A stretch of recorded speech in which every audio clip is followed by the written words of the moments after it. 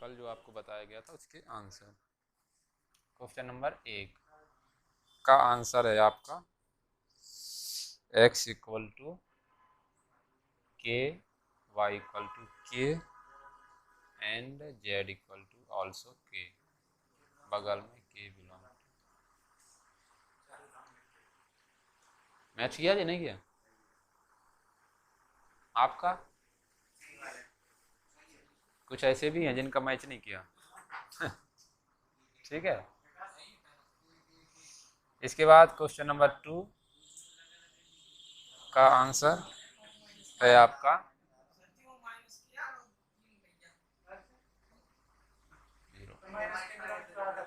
ठीक है। ये दूसरा है x0 y0 और z0।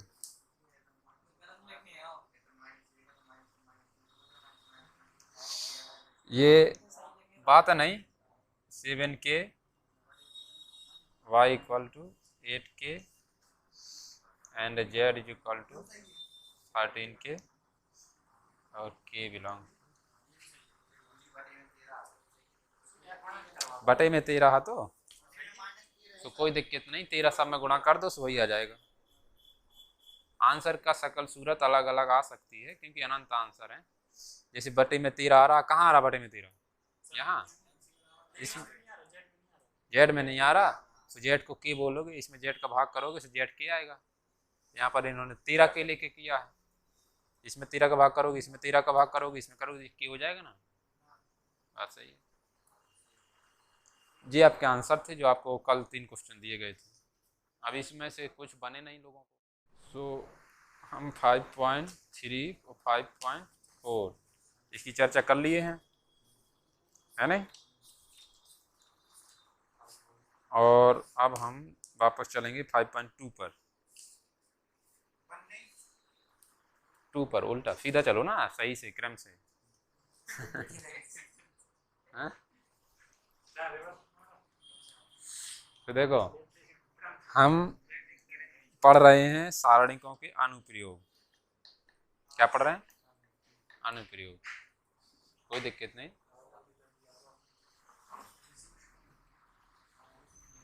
है नहीं? सारणिकों के अनुप्रयोग। अनुप्रयोग सारणिकों के अनुप्रयोग। उनमें से एक तो आपका अनुप्रयोग ये है कि त्रिभुज का क्षेत्रफल कैसे निकालें, है नहीं? त्रिभुज का क्षेत्रफल निकालने में उपयोग किया जाता है। त्रिभुज का क्षेत्रफल निकालने में किया जाता है। दूसरा, 3 बिंदु संरेख हैं नहीं है इस बात को पता करने में किया जाता है। तीन बिंदुओं को संरेख दिखाने में भी आपका सारणिकों का उपयोग किया जाता है। तीसरा है कि जब दो सदिश राशियों का सदिश गुणन करते हो तब भी सारणी का उपयोग किया जाता है। दो सदिश राशियों का सदिश गुणन, क्योंकि आपने फिजिक्स में पढ़ा होगा कि गुणन 2 प्रकार का होता है, अदिश गुणन और सदिश गुणन, है नहीं? डॉट प्रोडक्ट और क्रॉस प्रोडक्ट, डॉट गुणन नहीं। ठीक है। तो ये मुख्यतः 3 प्रयोग हैं जो आपके इस किताब में दिए हैं और ये तीसरा हमने आपको केवल लिखवाया है। इस क्वेश्चन तीनों के करेंगे, ठीक ना?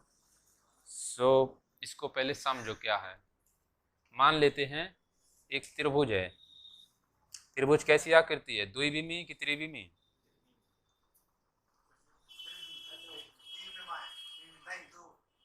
डिसाइड कर लो कितनी है। विमाएं क्या होती हैं? यार तुमने फिजिक्स में पढ़ा क्या है फिर? तुम्हें विमाएं नहीं पता?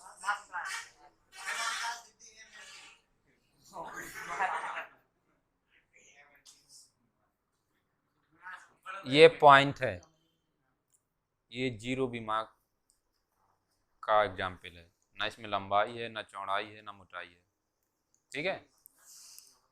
ये जीरो विमा का है, विमा जीरो डी, इन अंग्रेजी में विमा को बोलते हैं डायमेंशन, है ना। इसको ये कह सकते हैं कि जो पॉइंट है, ये पॉइंट जीरो विमा का उदाहरण है, जीरो डी, ठीक है। ये एक लाइन है जिसमें चौड़ाई जीरो है, ऊंचाई भी जीरो है, केवल लंबाई है। ये एक विमा की क्वांटिटी है, ये यूं कहेंगे कि 1D का उदाहरण है। 2D की बात करें तो कोई भी एक आयत बना दो या कछु भी बना दो जिसमें लंबाई भी होगी कुछ ना कुछ और कुछ ना कुछ चौड़ाई होगी, उसको आप कहते हैं द्विविमी या 2D। और फिर एक होता है आपका जिसमें लंबाई चौड़ाई ऊंचाई मोटाई सब कुछ होती है, ये है आपका 3D, 3विमी। और इसके बाद 4D की कहानी आती है, वो आप जब बड़े हो जाएंगे कहीं और पढ़ेंगे तो इसमें समय और शामिल हो जाता है। 3 विमा तो होंगे, लंबाई चौड़ाई और ऊंचाई, एक होता है समय। हाँ, एग्जाम्पल ऐसा है कि तुम हो, तुम्हारा लंबाई चौड़ाई मोटाई सब है, लेकिन कहाँ हो ये और जोड़ दिया जाए तो 4D हो गया, किस समय कहाँ हो। हाँ, हर एक जगह का एक फिक्स पता होता है। 3D ज्योमेट्री में पढ़ोगे उसकी ज़रूरत नहीं है, यदि उसमें स्पेस और टाइम दोनों मिला दें, कहाँ पर और मिला दें स्पेस और टाइम। स्पेस का मतलब होता है आपका अंतरिक्ष, अंतरिक्ष का मतलब ये जो हवा है, स्पेस और टाइम। स्पेस को रिप्रेजेंट करते हैं एक्स वाई और जेड, और टाइम को रिप्रेजेंट करता है टी। ये तीनों मिला के जब बनता है तो बनता है आपका 4D। इसके बाद 5D 6D जैसी कोई बातें होती नहीं है, होती हैं तो मल्टी वेरिएबल मैथमेटिक्स में होती है, उससे आपसे मतलब नहीं है, आपको केवल इन 3 से मतलब है, 4 से। ये आपने दोनों चीज़ें या यूँ कहें ये तीनों चीज़ें मोटी मोटी कक्षा 9 में पढ़ी हैं। जो देखा हो आपने एनसीईआरटी किताब, यूक्लिड ज्योमेट्री होती है, पॉइंट की परिभाषा, लाइन की परिभाषा, प्लेन की परिभाषा, और ये अभी आप पढ़ेंगे। कक्षा 11 में थोड़ा सा पढ़ा था और 12 में अभी बहुत सारा है, ठीक है ना। तो त्रिभुज हमने पूछा था कि कैसी त्रिभुज है, तुम यार बदमाशी ना करो बैठ के, है नहीं, वो आ रहा नहीं आ रहा। त्रिभुज पूछा गया कि कैसी क्वांटिटी है, तो आपको वही नहीं पता कि तो कैसा भी हो उसमें बस लंबाई चौड़ाई होगी, दो ही बातें होंगी, मोटाई जैसी कोई बात नहीं होती है नहीं। तो 2D है। तो अब हम त्रिभुज के बारे में बात करते हैं, और द्विविमी है तो हम केवल ये आपका x और ये y और ये o मान लेते हैं थोड़ी देर के लिए, ये आपका एक त्रिभुज है A B और ये C। इसके अपने कुछ निर्देशांक होंगे, इसके अपने होंगे, और ये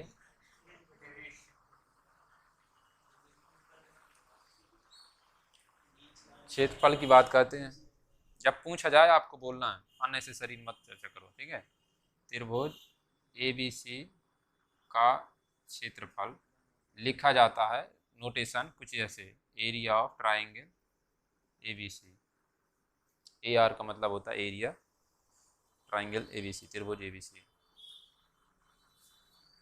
यदि ये तीनों बिंदु एक रेखा में नहीं है तो आपका त्रिभुज बनेगा, एक रेखा में हो जाएंगे तो त्रिभुज गायब हो जाएगा। लेकिन कैसे गायब हो जाएगा वो पूछा जाए तो कैसे बताओगे,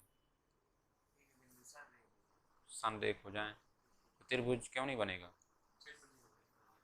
क्यों हो जाएगा क्षेत्रफल जीरो,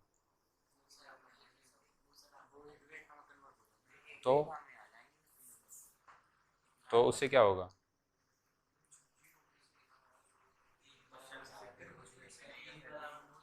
देखो ये आपका कुछ इस तरीके से निकालते हैं, इस त्रिभुज का क्षेत्रफल आपको तीनों शीर्षों के निर्देशांक दिए होते हैं।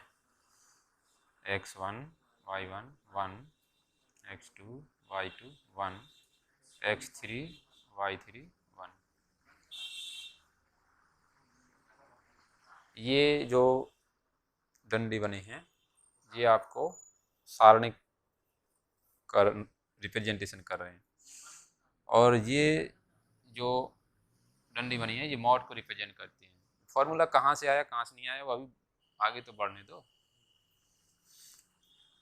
ये दोनों चीज़ें आपको सारणिक को रिप्रेजेंट करते हैं, सारणिक।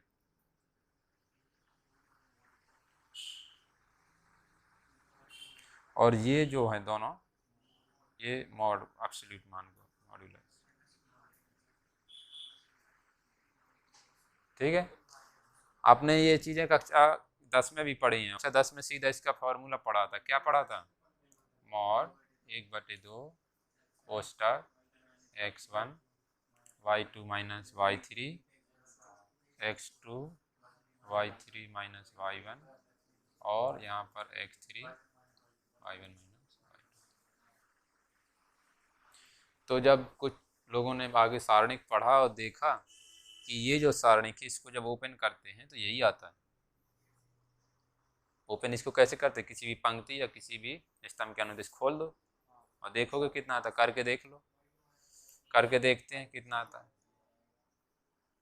x1 y1 1 x2 y2 1 x3 y3 1। सो चलो खोलते हैं इसके अनुदेश, प्लस माइनस और प्लस। तो ये आपका आएगा प्लस x1 कोष्टक, छोड़ दिया, क्या आएगा y2 माइनस y3। ठीक है, फिर माइनस y1 कोष्टक,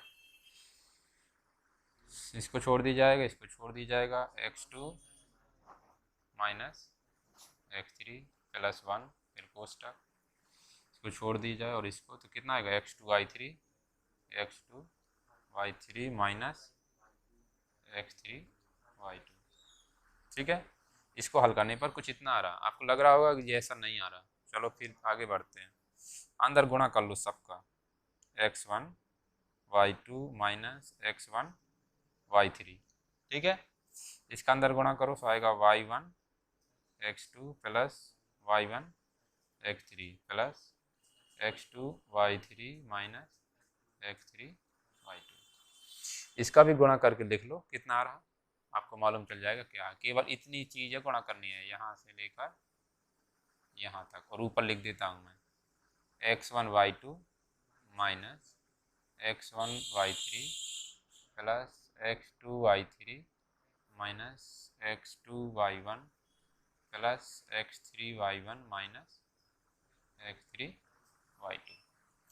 उसकी शकल और इसकी शकल अब देखो तो x1 y2 यहाँ पर है प्लस का, यहाँ पर भी प्लस का, x1 y3 माइनस का, x1 y3 माइनस का, x2 y3 प्लस का, x2 y3 प्लस का, x2 y1 माइनस का तो x2 y1 माइनस का, x3 y1 प्लस का तो x3 y1 प्लस का, और x3 y2 माइनस का तो x3 y2 माइनस। सभी लोग हैं, तो ये और ये दोनों चीज़ बराबर हैं। मतलब ये इस चीज़ को ऐसा ना लिख के कुछ लोगों ने ऐसा लिखना शुरू किया, इसको आपका जी आ गया। इसलिए यहाँ से कह सकते हैं कि त्रिभुज का क्षेत्रफल निकालने में सारणिक का उपयोग किया जा रहा है, और आपको कक्षा 10 में सीधा जी बता दिया गया था। ठीक है, तो पहले इतना तुम लिखो ये तामझाम।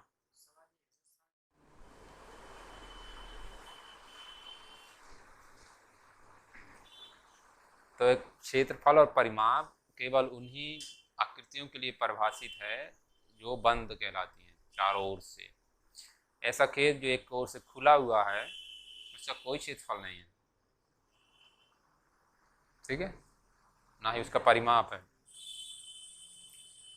अब बात आती है कि 3 बिंदु संरेख होंगे तो क्या हालात होंगे। तो पहले हम एक आध क्वेश्चन कर लेते हैं इसका। अब क्योंकि क्षेत्रफल है तो क्षेत्रफल निगेटिव तो होगा नहीं, है नहीं। सो एक आध क्वेश्चन करते हैं इसका। तो हम प्रश्नावली 5.2 का सवाल नंबर 1 पढ़ो क्या कह रहा।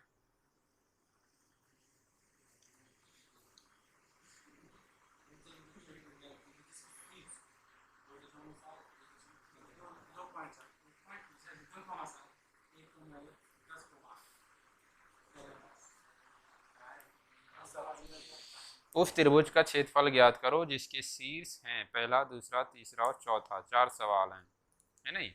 तो देखो आपको ये दे रखा है x1 y1 कितना है 2,7। अगला दे रखा है 1,1। तो लिख लेते हैं इसको, कुछ लोगों के पास क्वेश्चन नहीं है। Question number 1 part number first. और ये प्रश्न अभ्यास प्रश्न कौन सा है?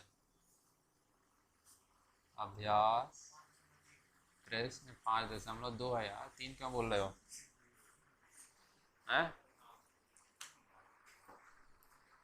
आज लगा के आए हो क्या? हाँ, 2,7 और 1,1 एंड 10,8। ये आपके निर्देशांक दे रखे हैं किसके? त्रिभुज के शीर्ष के, क्षेत्रफल के नहीं, शीर्ष के। ऐसा बना लो, कुछ भी बना लो, कोई दिक्कत नहीं है। रफ डायग्राम है ABC। ये आपका हो गया क्या?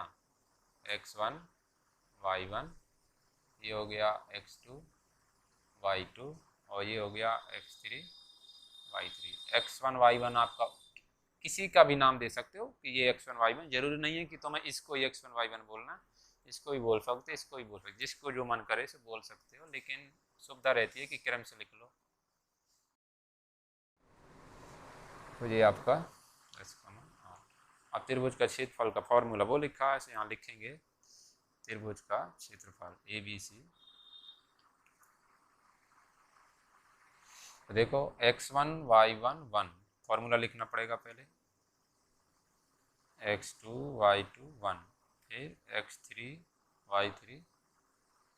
उसके बाद आप सबको पता है रख देंगे, दिया जाएगा 2 7 1, ये आ जाएगा 1 1 1 और ये हो जाएगा 10 8। x1 y1 की जगह 2 7 रख दिया, ठीक है, और x2 y2 की जगह 1 1 रख दिया और x3 y3 की जगह 10 8 रख दिया। अब इसको हल करना है, तो हल कर दो, ये प्लस माइनस और ये प्लस, ठीक है।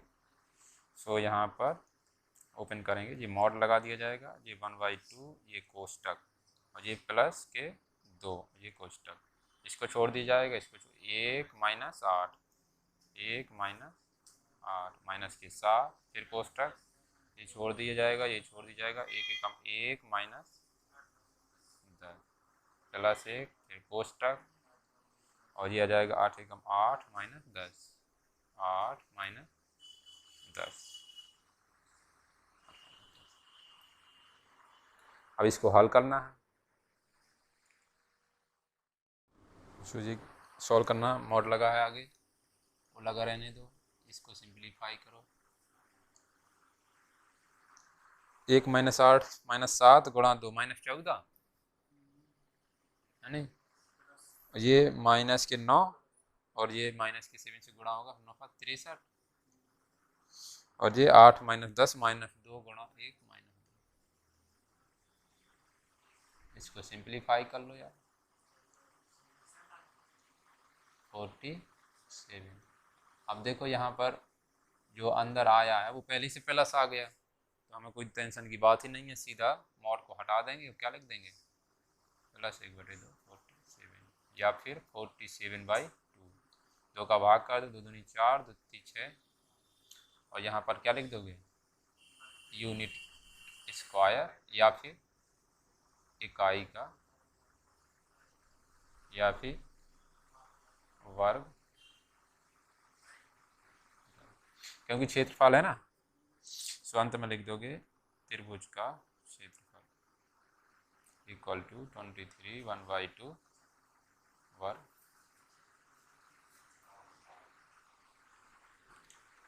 आंसर को ऐसे लिखो ताकि उसे ना देखना चाहे तो भी दिखाई दे जाए, ढूंढेगा नहीं लाइट लेके तुम्हारी कॉपी में आंसर कहाँ लिखा है।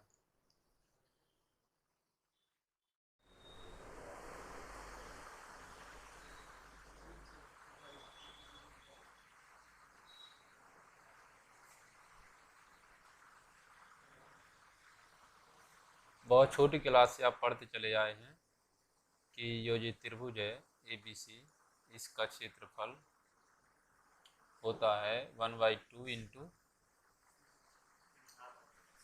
आधार गुणा ऊंचाई, और ये ऊंचाई मिलती नहीं।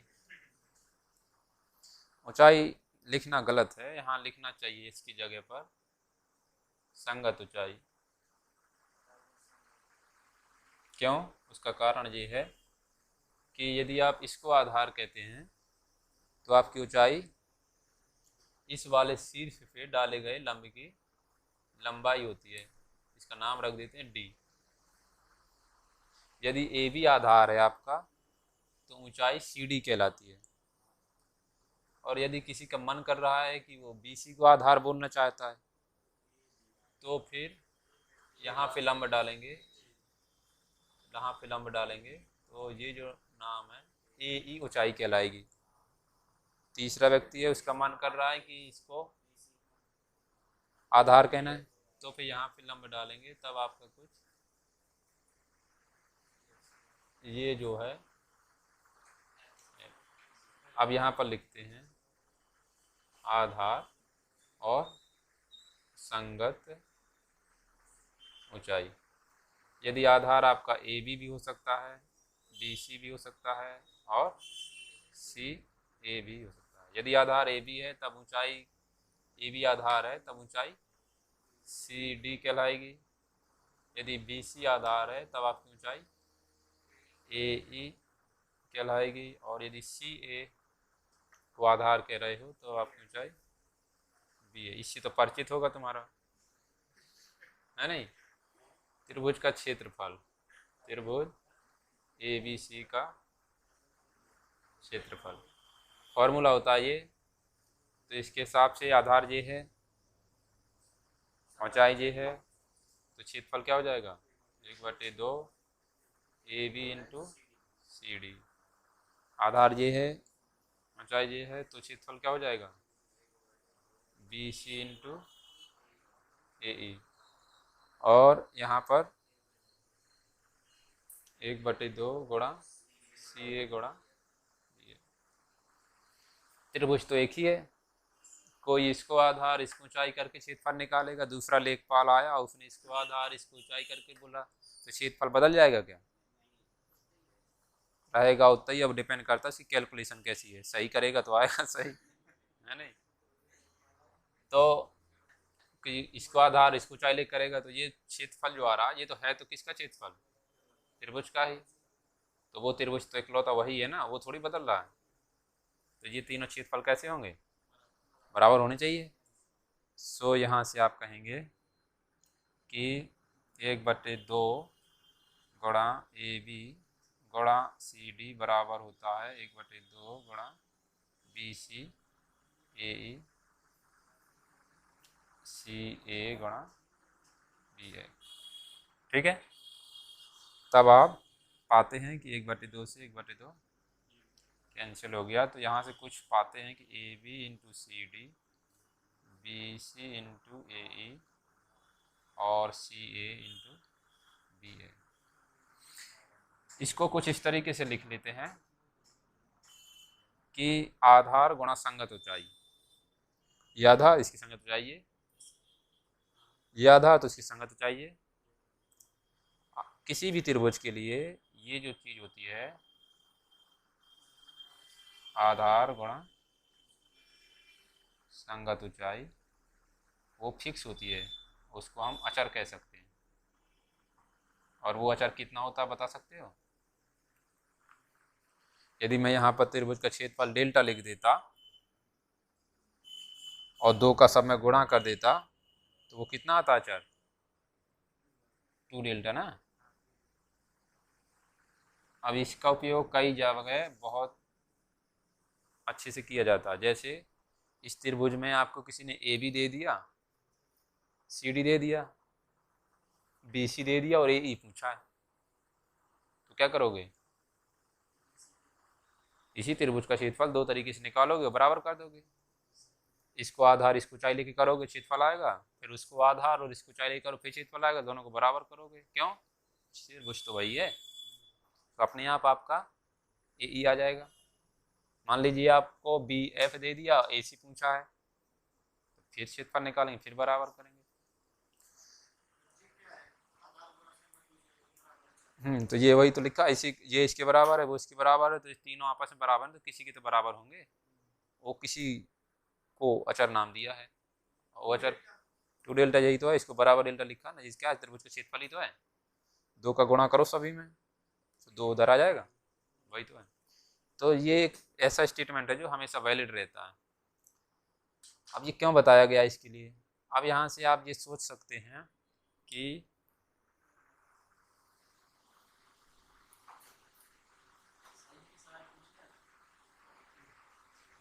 पूछा तो बहुत कुछ जाता है, ठीक है। अब देखो, इसी त्रिभुज का क्षेत्रफल मैं इस तरीके से लिखता हूँ, जैसे जी लिखा, त्रिभुज ए बी सी का क्षेत्रफल is equal to 1/2 into A B into C D. अब देखना क्या होगा इसके साथ, यदि मैं यहाँ एक लिमिटिंग केस लेता हूँ, सी को धीरे धीरे डी की ओर बढ़ा रहा हूँ, समझिएगा। यहाँ बना है, इसको बना रहने तो यहाँ बना लेते हैं।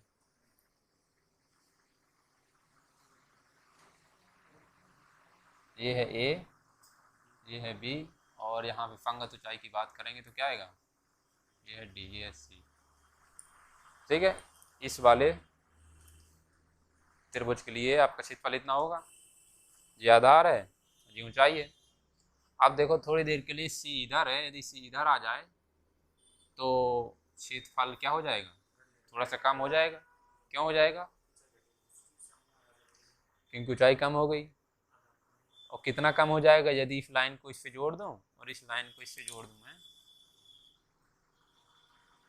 तो आपका क्षेत्रफल कोई पूछे कितना कम हो जाएगा, तो इतना कम हो जाएगा, ये बेकार हो जाएगा, नहीं हो जाएगा, ये सफ़ेद वाला बचेगा। और नीचे आ जाए, सी इधर आ जाए, क्षेत्रफल और कम हो जाएगा धीरे धीरे।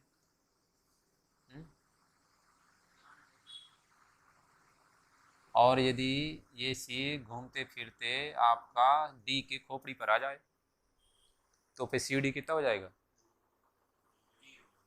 0 हो जाएगा ना। उस समय त्रिभुज का क्षेत्रफल कितना हो जाएगा, 1/2 गुणा ए बी गुणा सी डी को आप सी डी ना लिख के क्या बोल देंगे, सी सी बोल दें या डी डी बोल दें, क्योंकि एक ही पॉइंट हो जाएगा ना वो। कब?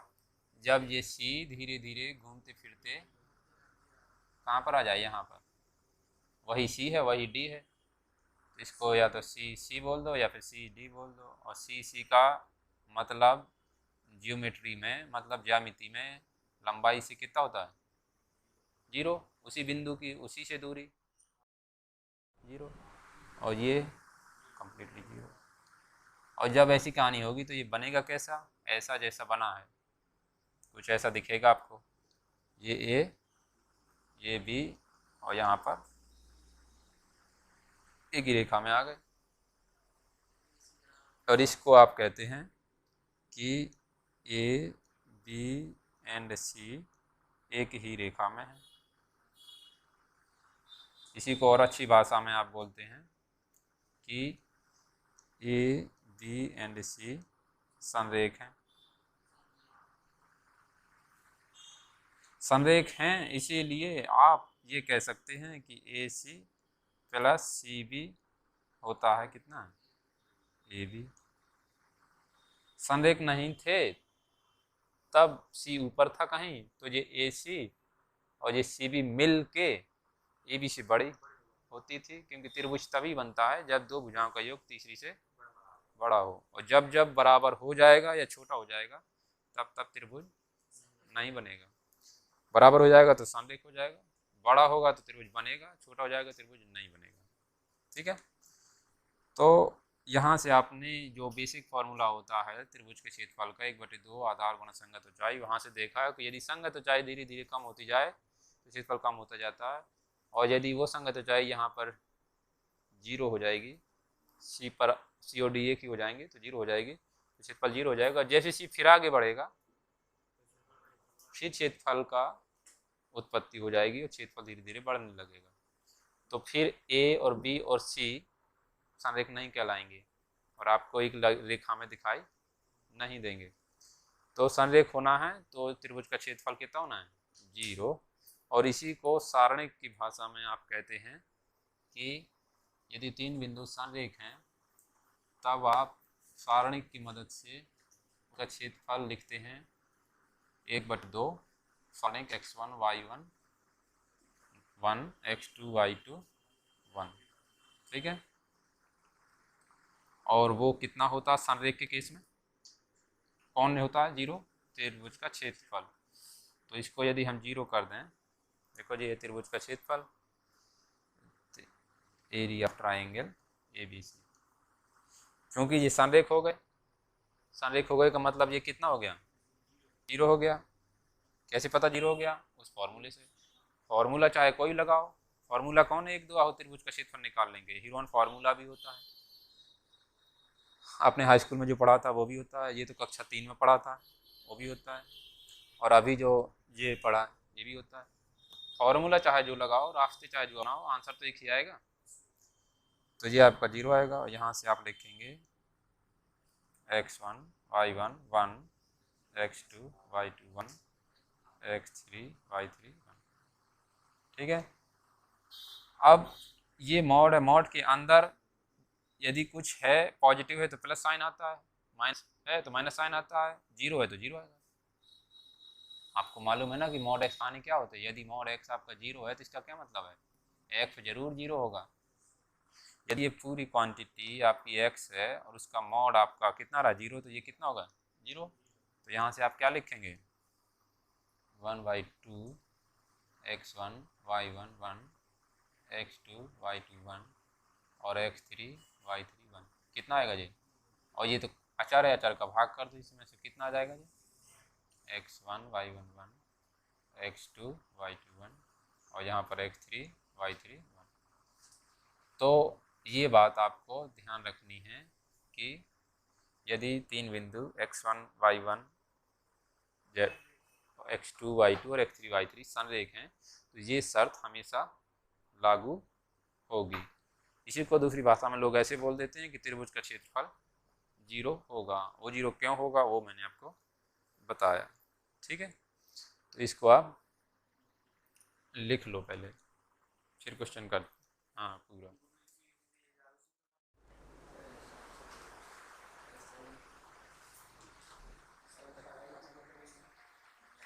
अभी इसमें बहुत सारी चीज़ें बताने लायक हैं जो बताए नहीं हैं। तो मुझे बता सकते हैं इस बिंदु को क्या नाम कहते हैं? क्या नाम होता है इसका? बस यही तो सब हो गया, पता चल गया।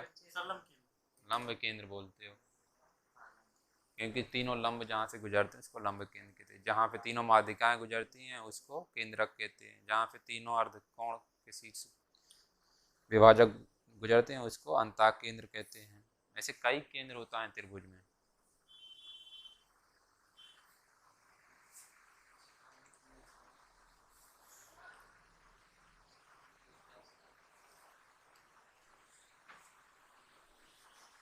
अभी थोड़ी देर पहले मैं आप ही से पूछ रहा था कि यदि संरेख हो जाएंगे तो क्षेत्रफल 0 हो जाएगा। तुमने बताया त्रिभुज नहीं बनेगा। कैसे नहीं बनेगा? क्यों 0 हो जाएगा? इसका जवाब तुम्हारे पास होगा थोड़ा थोड़ा, अन्यथा बस होगा।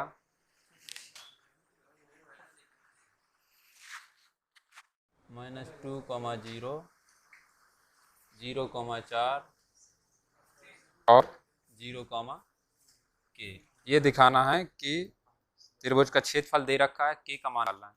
मतलब आपको ये x1 y1 x2 y2 x3 y3 और त्रिभुज का क्षेत्रफल आप जानते हैं कितना होता है?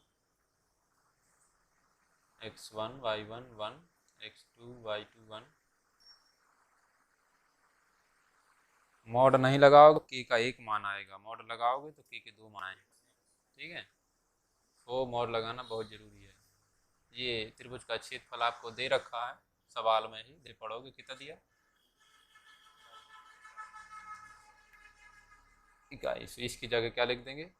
4 मॉड 1/2 x1 की जगह -2 0 1 0 4 1 और 0 के 1, इसको हल करना है।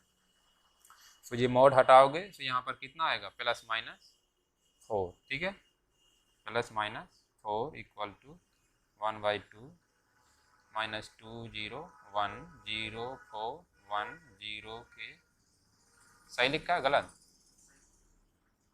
मॉड हटाया तो कितना आया, प्लस माइनस 4। क्यों आया प्लस माइनस 4?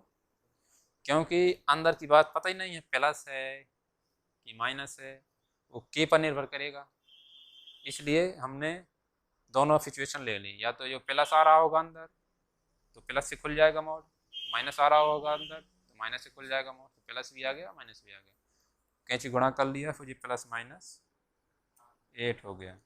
और इसको ओपन कर लेंगे, 0 4 1 0 के। अब इसको सिंप्लीफाई करना है, तो ओपन करो, ये हो गया आपका प्लस माइनस प्लस, ठीक है। लिख लेते हैं यहाँ पर plus minus 8 is equal two plus, ये कोष्टक में -2, ये ब्रैकेट, 4 एकम 4 माइनस के 4 माइनस के माइनस 0, अंदर क्या आएगा उससे कोई लेना देना नहीं, क्योंकि 0 का गुणा होगा 0 हो जाएगा, क्यों दिमाग लगाएं इसमें, हाँ। और यहाँ पर प्लस 1 कोष्टक, ये आएगा 0 माइनस। अब इसको आपको सॉल्व करना है, तो ये प्लस माइनस 8 इक्वल टू -2 है, लिख लो इसको ढंग से, -2 कोष्टक 4 माइनस के, सही है, ये 0 और ये भी 0, तो -2 का भाग भी कर सकते हो, कितना आएगा plus minus 4 equal to 4 minus K. एक बार प्लस साइन ले लो या के को इधर ले आओ तो उसको इधर ले जाओ, तो plus minus 4 equal to minus K, है नहीं, इसको इधर ले आओ उसको उधर ले जाओ, बात एक ही है, प्लस माइनस 4। एक बार प्लस साइन लोगे तो के की वैल्यू 0 आएगी, और एक बार माइनस लोगे तो 8 आएगी, तो यहाँ से के की 2 मान आ जाएंगे। 2 त्रिभुज बनेंगे ऐसे जिसका क्षेत्रफल 4 इकाई होगा।